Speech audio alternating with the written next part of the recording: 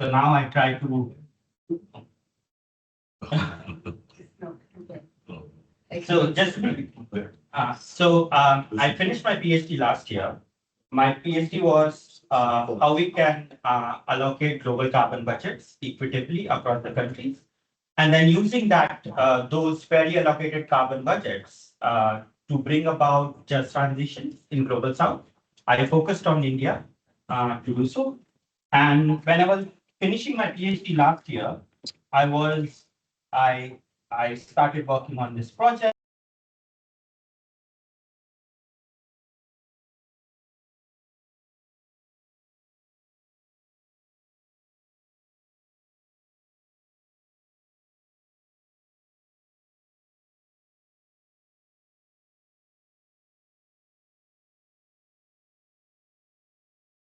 And if I'm not answering, I'm not able to answer them, I will get in touch with my colleagues and get back to you later. Just to talk a bit about our project, we published 2 reports from the retrospective analysis, which we did, and also 1 report from the stakeholder workshop, which we conducted. So they are all available online. And this presentation is broadly a snapshot of the findings, and I will and read those reports. Uh, so I have divided today's talks into 3 parts. Uh, I will start with the global context. Why the scale and the speed of climate action matters much more in current times, and why that makes this kind of retrospective analysis more urgent today.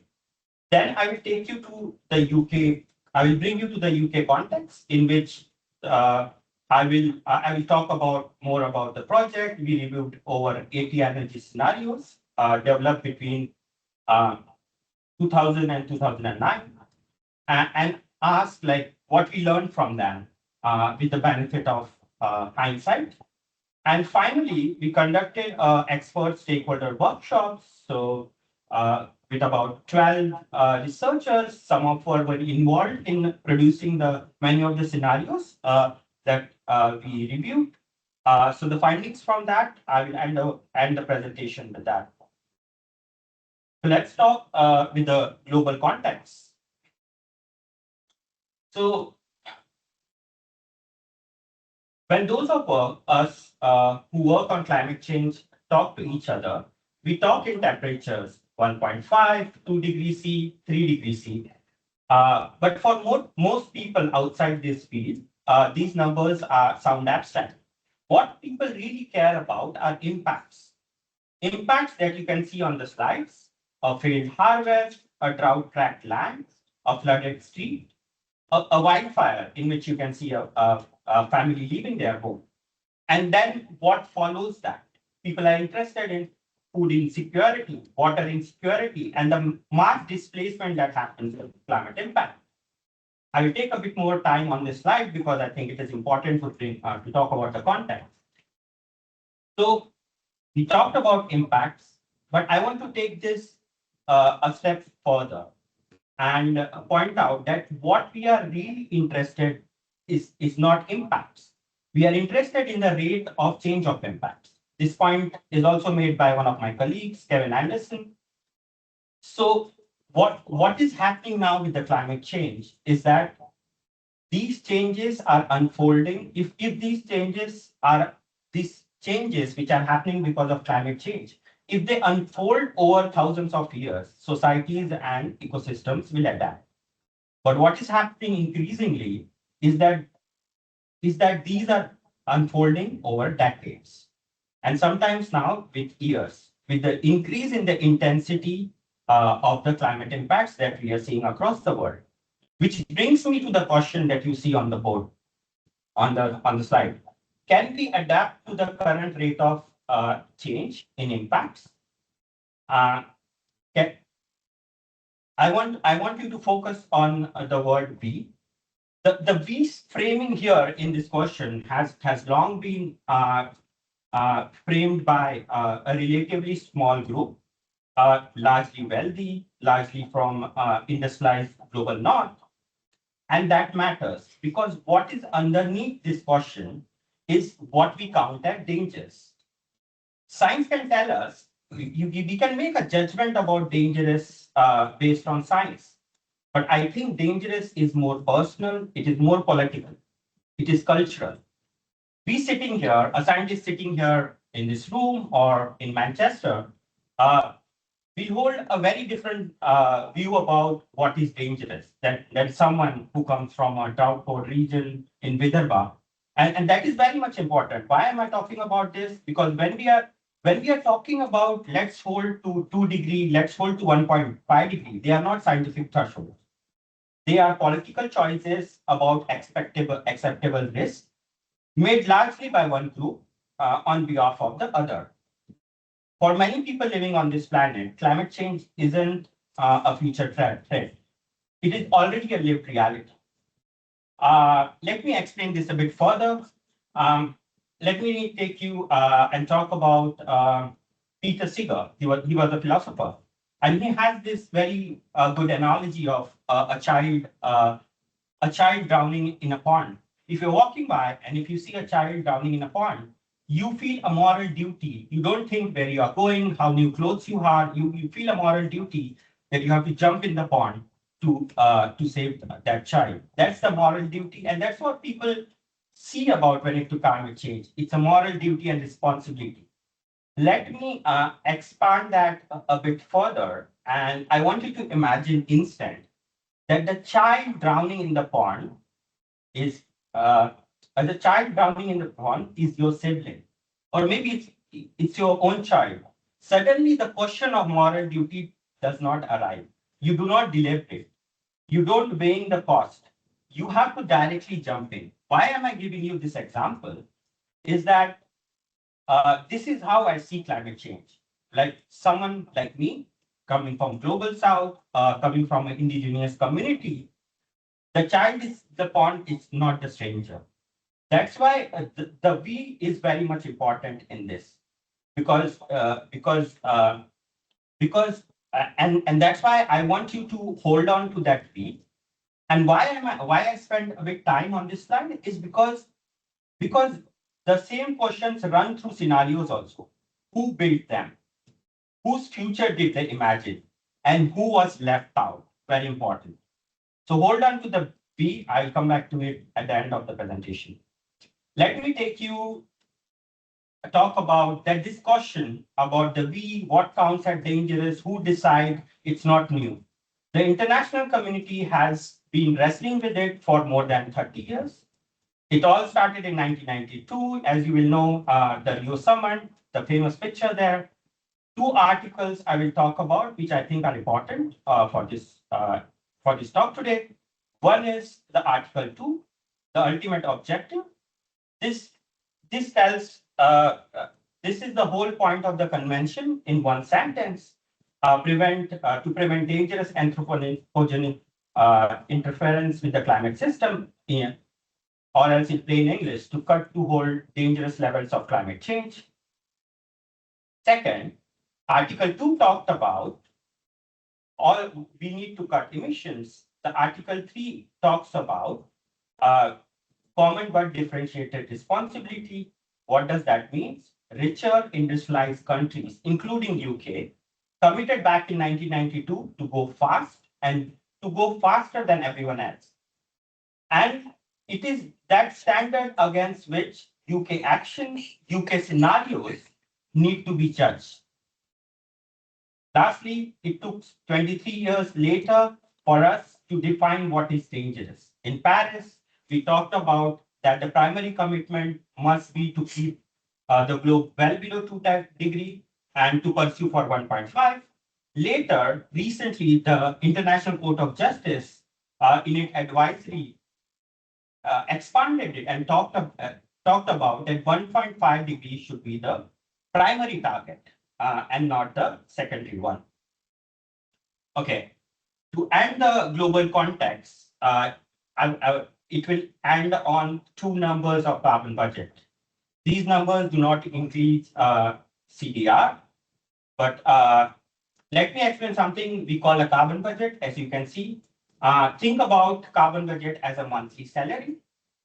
If you just have 1 month to live, think about it like that, because the carbon budget is not infinite. So think about it uh, as a monthly salary. If you spend too much at the start of the month, then there is nothing left at the end. That's how we should think about climate change. We have a limited budget of greenhouse gases we can release, and we are spending it too clean up. One more thing, as you will see, that if you are targeting for a 2 degree, we have a higher budget. If you're targeting for 1.5 degree, we have a lower budget. And this is based on the latest available science posted 2025. We just have for 1.5 degrees C, starting January 2026, we have 86 gigatons CO2 left. That is about 2 years. And for an 83% chance of 2 degrees C, we have 536 gigatons CO2, that is around 12. So you would have seen here that the scale, the scale of action, when you bring in the time and the scale, which is there. So what for a 1.5 degree C, you just have 2 years left. So the annual rates of reduction, this demands is into two digits now. Annual rate of reduction by any country, far beyond what the UK or any major economy is currently delivering. So at a global level, with the limited and shrinking carbon budget by the month, what scenarios are operating in is tighter budgets, almost no time, and the level of change that no economy has developed yet. That is the background against which I want to turn to UK and ask what UK energy scenarios have or have not imagined. Let's move to the UK context. So I will show you three findings. One is that how the possibility space has shrunk. The second, we will look into the energy demand findings, and I'll talk about the electricity stories from the scenarios. So here we are comparing different carbon budgets, all calculated as if they started from 2002. The idea is to show how much of space existed back in 2002. So we reviewed the scenarios from 2000 to 2009. So at that time, and see how the space for climate action has shrunk in this past 20 years. This outer circle, which you see here, represents the UK government's climate target in the year 2000. The carbon budget that was available then, that's when the first Tyndall scenarios were being developed from 2002. Since then, this next circle which you see, it's the UK government's UK government's CCC's interpretation of carbon budget. So this is from the recent 7 carbon budget of CCC, and it's their analysis based on their balanced pathway. The third, if you bring in equity into the picture, this is from Anderson et al. This is based on, if you bring in international equity, you will see that the space available has shrunk even further. And this one is the emission so far since 2002 and 2020 at the end of 2024. So if I put a line here at the end of 2024, you will see the remaining carbon budgets are getting smaller. So what science was telling us back in the 2000s, that how much of carbon budget will be there with in 2000s has shrunk drastically. What science is telling us now, and as you'll see, if this in 2002 we were thinking from 2000 till the end of 2100, we will have this much of carbon budget left. So the space for climate action was larger. But now, in the recent interpretation shows that we just have very less, and these budgets are from for UK. So this is the budget which will be left for UK to take climate action. So why this? What you see? Why this has happened? Why the carbon space has shrunken? Basically, because of two reasons. We signed the UNFCCC framework in 1992, but over a period in these 20 years, we continue to the global emissions has continued to grow over the past 20 years. Second, that's the first reason. The second, the climate impacts we were expecting only at 2 degrees C are now happening sooner at lower levels of warming, and they are more severe now. That's what the science is telling us. And also, the vulnerable communities in global south are not waiting for future risk, as I was already pointing out. They are already experiencing it. So that's why the space for climate action has shrunk. And we see in conversations like, oh, 1.5 degrees gone. So let's, if you're not, we can't make up to 1.5, let's try for 2 degrees C. But now I'll make this point that because of this shrunken space, every fraction of the degree matters now. We can't talk about if not 1.5, let's do 2. But the story is not all negative. There have been some positive steps. The UK Parliament has declared a climate emergency, for example. But the challenge in front of us, what this work told us, the challenge in front of us is fundamentally different. Back in the early 2000s, the Tyndall scenarios and other scenarios, they were going for a 60% reduction by 2050, achievable with quite small changes every year. Now, even for a 2 degrees C, UK needs a reduction that is an order of magnitude greater, starting immediately. What does this mean?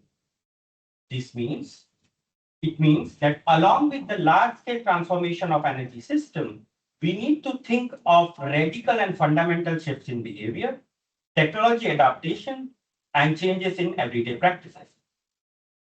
Let me take you to another of our findings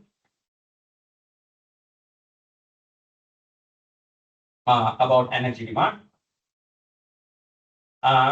So here, before I'll take you through the energy demand graph. And by energy demand, I mean the energy used across the UK, like for domestic transport, for heating, for industry, for everything in the economy. That's what is energy demand. And I wanted to say that as the scenarios, all the scenarios we analyzed, they were looking out to 2050.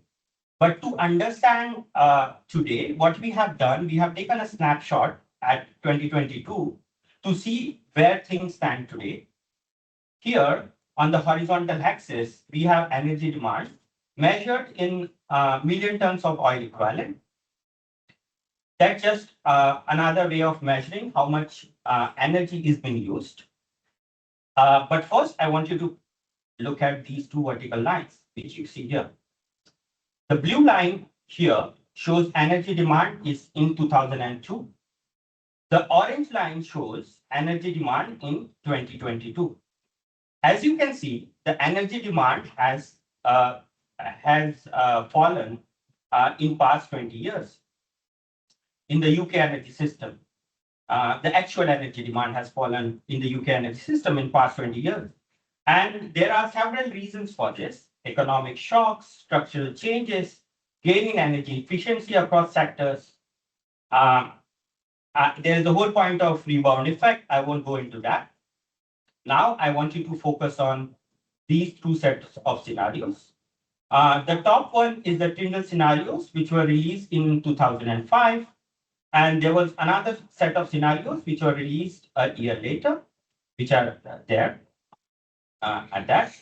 And these are the other sets of scenarios from the UK, which we have analyzed.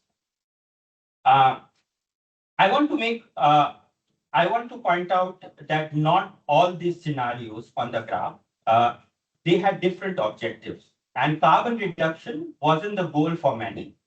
But because scenarios are not predictions, they are not predicting. But what they are supposed to be doing importantly, they are supposed to explore a wide range of possible futures. You expect to see some of them explore a much lower energy demand. Yet, in all the over 80 scenarios what we have analyzed, only one scenario right here at the top happened to show energy demand, which is closer to what actually happened today. Here, I want to point out that here the Tyndall scenarios were backcasting scenarios. They were one of the first participatory scenarios.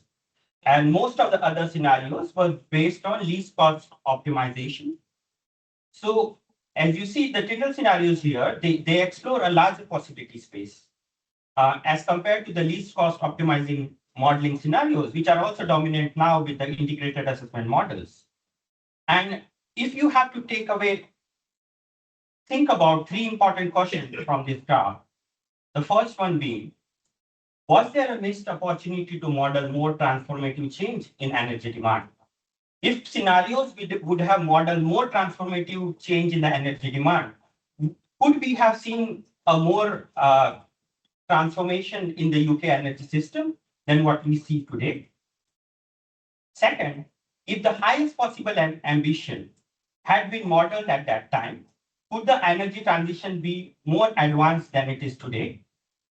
And lastly, are there biases in the dominant models and methods used to develop these scenarios?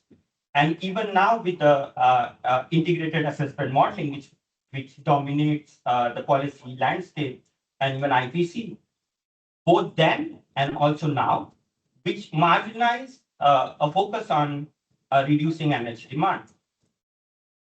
Let me take, what does that mean by that? Is if they would have modeled a more transformative change and we would have analyzed this graph 20 years later, what would have happened is some of these scenarios which you see would have had bars like this if more transformative change would have been modeled. They would have explored the larger possibility space which scenarios by nature have to explore.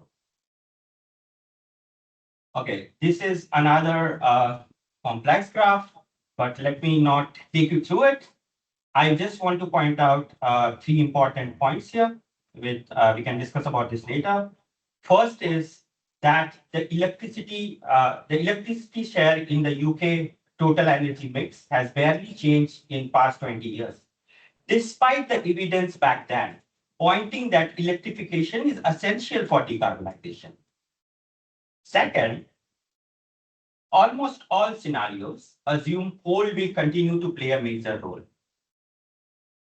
With or without carbon capture and storage. In reality, what has happened is UK has just closed its last coal power plant, and carbon capture and storage is still not operational and scaled. Thirdly, what most of the scenarios also missed is the tenfold increase in renewables. Renewables has seen a tenfold increase since 2002. They were already a proven technology back then. Yes, most of the scenarios were conservative to model them as compared to something like carbon capture and storage. So the pattern is clear, but the question is why? Why did the scenario community explore the future it did and not explore others? So we took these findings to the expert workshop. So we brought together around 12 experts coming from energy system modeling, carbon capture and storage, sustainable transition, climate governance, energy politics. And we took these questions to them, the findings, what you saw, like scenario did not model low energy demand. They were optimistic on unproven supply side solution, conservative on renewables. And we got what we got from the thematic analysis around the question what shaped UK energy practices UK energy practices were five lessons, or you can say five themes. The first theme is about institutions. What the participants told us is that scenario boundaries were set even before the modeling began. Uh, they were set by who commissioned the work, by the framing that came with the funding, and the institutional cultures that treated status quo as neutral default. One researcher who spent years inside government commissioning modeling described how earlier studies, in their words, very much commissioned by specific government department who obviously had specific frame that they were bringing into the whole scenario exercise. They describe it as a structural feature of how the work is produced. They describe a pattern in which departures from existing arrangement, like demand reduction, like flying less, like modeling for structural changes in the structural economic changes, were treated as ideological, which means that assuming, like as I pointed out, like assuming more flying, more driving by 2050 were considered a neutral. This is also true with the CCC 7 carbon budget. If you see the 7 carbon budget, the aviation demand goes from the current status till in 2050. There's an increase of 28% in the recent CCC 7 carbon budget. So this is also true for the 7 carbon budget. And one researcher described it as a self-recurring cycle. Constrained researchers provide constrained policy option, which in turn constrain what researchers feel they are able to explore. And the same researcher pointed to the quote talking about the expert community, saying that the expert community has been systematically hollowed out, functioning less as a source of challenge than as a mechanism for stabilizing the status quo. If the first theme concerns the institutional conditions that set boundaries, the second theme addresses what happened within those boundaries. A systematic pattern in which certain technologies were treated with persistent optimism. This optimism in the scenarios was not general, it was directional.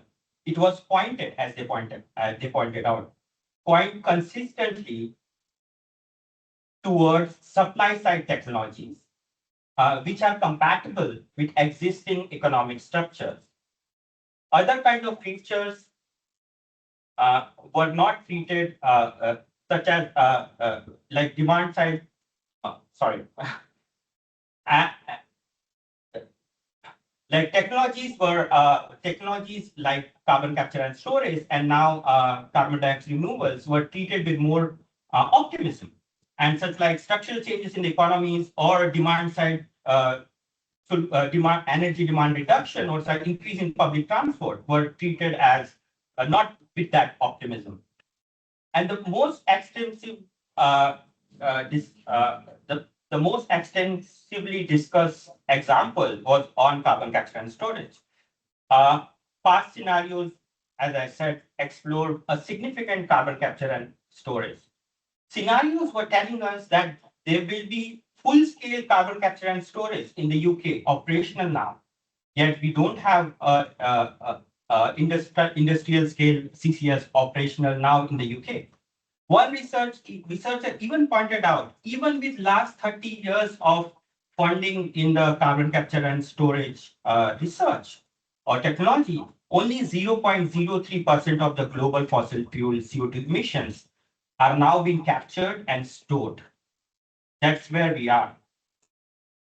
And there were also talk about concerns about like how this is repeating itself.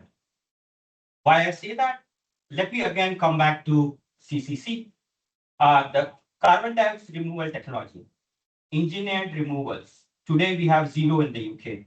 CCC says is going to go from 0 to 36 million tons per year by 2050.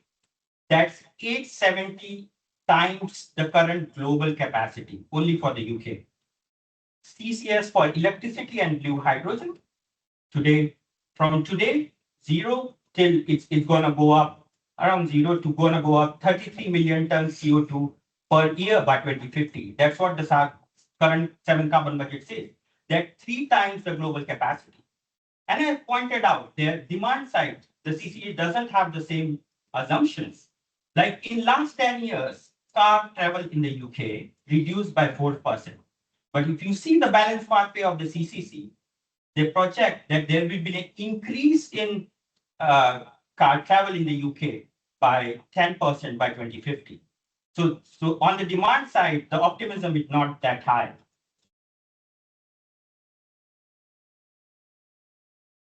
The third theme, and this is the one that really stayed with me, is about the missing people in energy research and energy futures.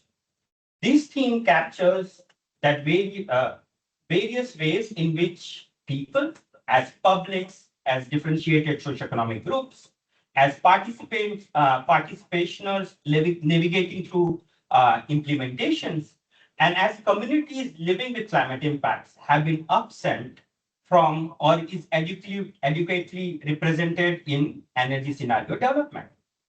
A researcher working on climate governance brought to the workshop what they called as perception gap. What is perception gap? The documented mismatch between what policymakers believe, the public think about climate action, what the public actually think. Their argument was that the decision makers' perceptions of what public are, in their words, think is something that is absolutely critical. Sorry. The argument was that decision makers' perception of where the public are, in their words, absolutely critical in all the scenario development. And this was something we just didn't think about 20 years later, but they said we are thinking about it now. A researcher working on consumption-based emissions talked about this distributional reality. They pointed out, and this was my favorite quote from the workshop, 25% of the households in UK do not own a car. Over half of them do not fly in any given year. 25% have no saving whatsoever.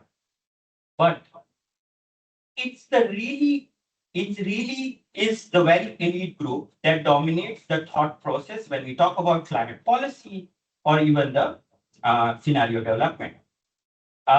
Taken together, the perception gap and the different distributional reality tells us something important.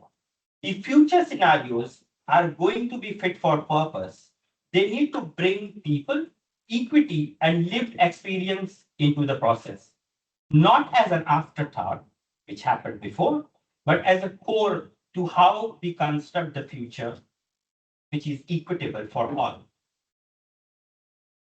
The fourth theme is about matching the right tool for the right question. Back then, there was a dominance of single modeling tradition in the 2000s, which the participant pointed out may have created the results or the findings which we see today. But what they pointed out now, we need different tools for different jobs. Like near-term planning, long-term strategy, retrospective analysis require different tools. So what we need was pointed out, we need a methodological pluralism and not one dominant framework like the integrated assessment models or the least cost optimization models, which dominate the policy landscape. And there was also a more fundamental provocation. I will let the quote there. I won't read it out. I want to point to this fundamental provocation, which was important.